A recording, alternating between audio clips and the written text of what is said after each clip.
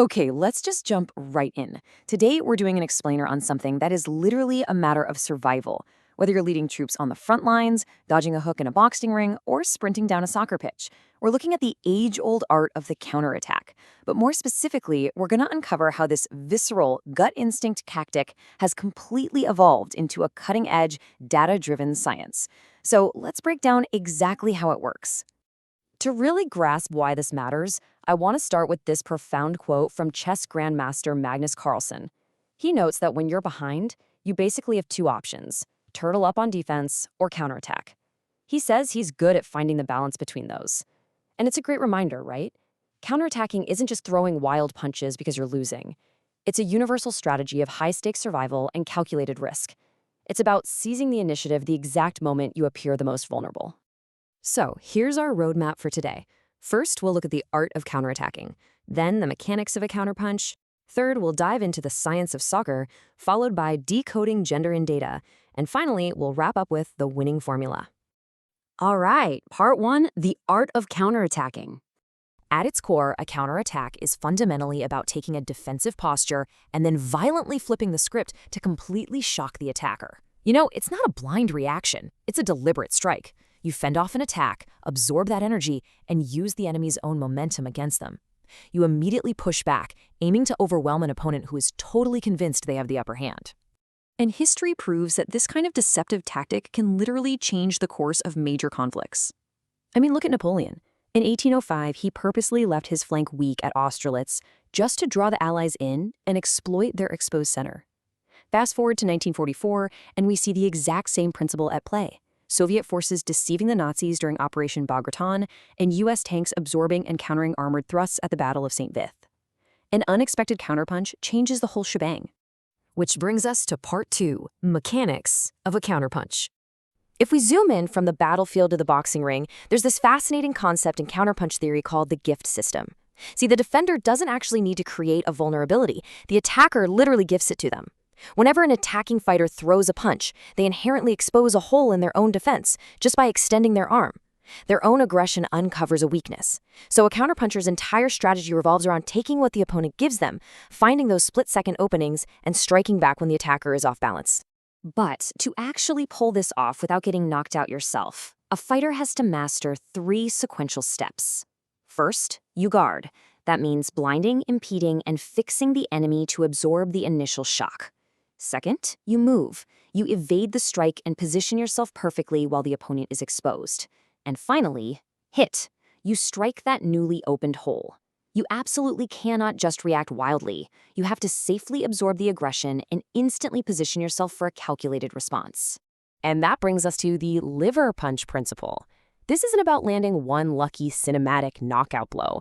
It's about delivering repeated, totally unexpected strikes to vulnerable areas. By landing precise blows like a painfully debilitating liver punch, the counterpuncher just wrecks the attacker's momentum. Frustration sets in, fatigue sets in, the attacker becomes hesitant to throw anything else, and suddenly the defender officially takes control of the fight. They force the opponent to surrender the initiative. Okay, let's switch gears to part three, the science of soccer. Now, modern team sports analysts look at the game completely differently than we do. Instead of just watching a video replay, they convert a single frame of player tracking data into a complex mathematical graph. So players become nodes, and the distances between them become connecting edges. Every single player is connected to their teammates, the opposition, and the ball. It's like a giant moving web. And this allows computers to process exactly how players relate to the entire structural shape of the play in real time. And here is where it gets crazy. This builds into something truly revolutionary, a graph neural network. Researchers feed those spatial graphs through deep learning layers, specifically using methods that were originally designed to predict the atomic structures of crystals. I mean, no way, right? The AI actually learns to read the spatial connections between players to predict if a counterattack will succeed and turn into a dangerous run into the penalty area. But to train an AI model like this, researchers needed a massive amount of data. We're talking 20,863 frames of specific counterattacking sequences pulled from 632 professional games.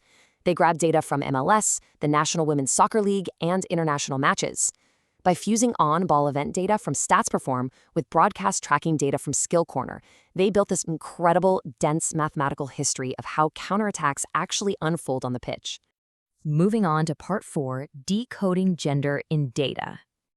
So when researchers trained separate AI models purely on women's data versus men's data, the results were honestly super striking. The gender-specific models actually outperformed the combined models and a naive baseline model. Just looking at the ROC-AUC score, which, by the way, is just a fancy metric for how accurately the AI predicts an outcome, the women's model hit 0.83, compared to the combined score of 0.76. What this tells us is that there are distinct tactical and spatial differences between the men's and women's games. Treating the data separately just yields far more intelligent predictions. So what exactly is the AI looking at to make these accurate predictions? Well, researchers used a neat trick called permutation feature importance.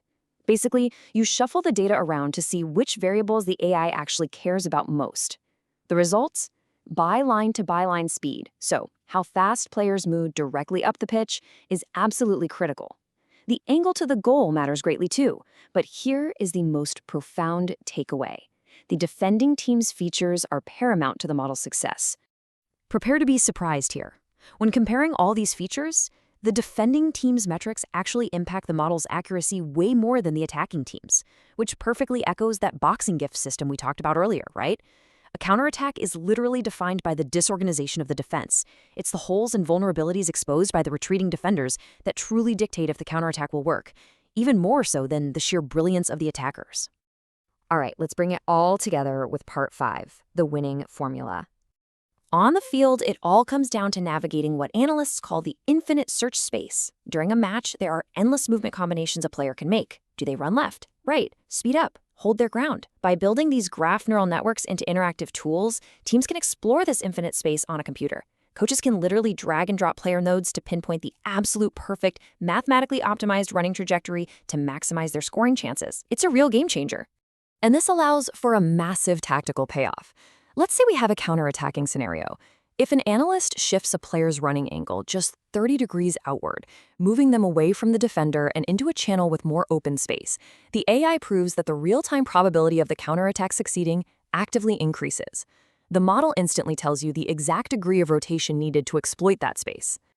And the final numbers are wild. If you optimize the runs for both the left and right wingers simultaneously, navigating that infinite search space bumps the overall success probability by nearly 4 percentage points. Now, 3.8% might not sound like a lot in everyday life, but in the incredibly tight margins of elite professional soccer, it is a massive game-winning edge. It's literally the mathematical equivalent of landing the perfectly timed counterpunch. Which leaves us with this final thought.